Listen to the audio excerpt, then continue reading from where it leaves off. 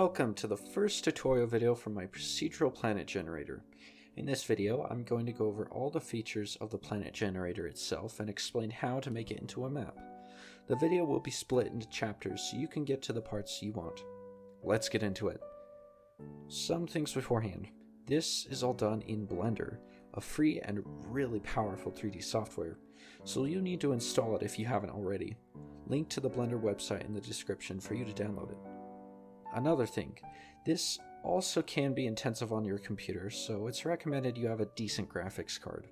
The beefier your setup, the better everything will run. After you've downloaded Blender, go to my Gumroad and download the planet generator. It's free! Once it's downloaded, double-click the blend file and open it up in Blender. Alright, so once you download the file and open it up in Blender here, this is the scene you'll be greeted with. As you can see, we have our planet here, sun direction control, and our camera. Some basic navigation you'll have to know for using this file. Middle mouse will allow you to orbit around an object. Holding shift and middle mouse will allow you to pan around the scene. And if you lose focus, you can select an object and press period on the number pad to focus on it. Alright, let's get into our planet surface. So heading on over to the shading tab here, we see the planet, and check this checkered sphere, and that will allow you to see the preview of the planet's surface. Alright, let's get into the settings. So with the landmass, we have our land scale here that affects how large the land masses are, and rivers. The detail, which will influence how detailed the edges are, and you usually don't need to make this go above 10. The roughness will affect how rough the edges look. And the distortion will affect the land shapes and how distorted they are. This one's pretty sensitive. The water amount is probably the most important slider, allowing you to customize your world to be something more landlocked to something more of an open ocean. Border sharpness will affect the blending between the land and water, but you usually don't really want to touch this. Water border thickness will affect how thick the border between water and land is. And river scale will scale the rivers individually. This land location slider will allow you to scroll through different areas of the noise texture until you get a continental formation that you like. Onto the biomes subsection. Biome scale changes the size of the biomes. Detail changes the detail. Distortion will change the distortion. As you can see, there's ice caps here on the planet. If you don't want that, you can just slide this ice caps opacity slider and they'll disappear. Ice cap uniformity will affect how rough the ice caps look. And position will change where they show up. Zooming in, turning up the city density here, you can see that these gray patches are cities, and you can scale those here and change the density.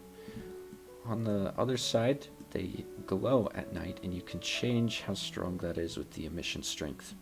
Although this is more of something for if you're going to be doing renders of the planet in Blender.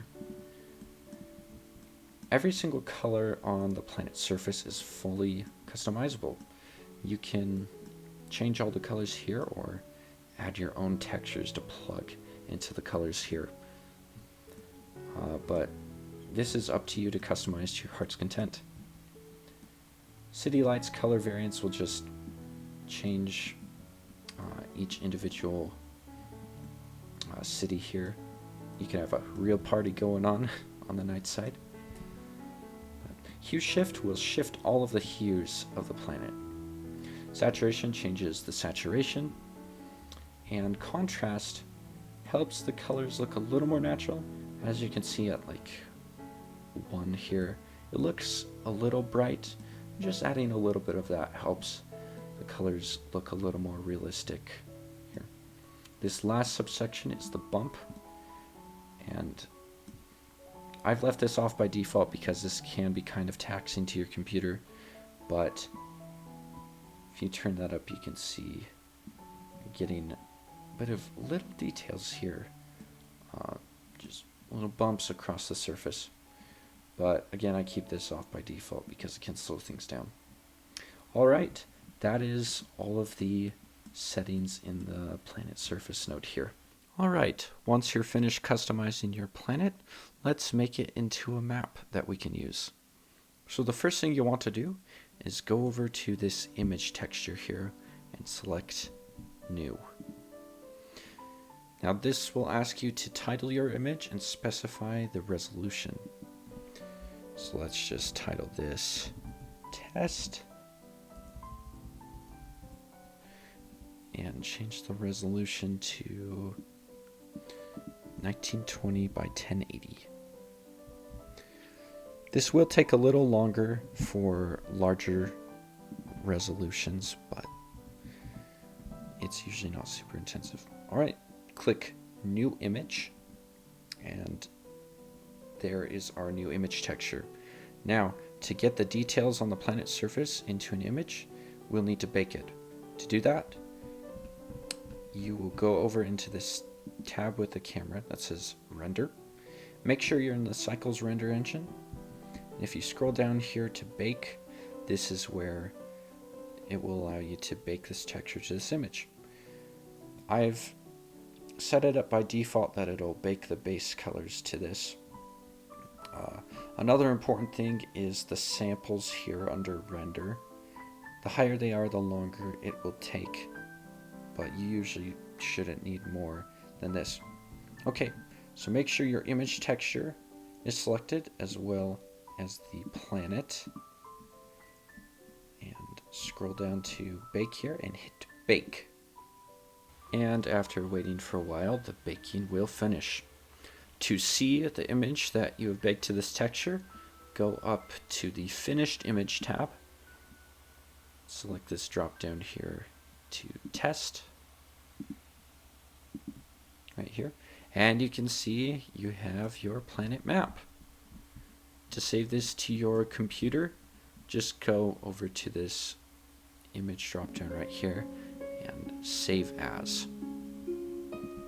And then you can use this image for whatever you like.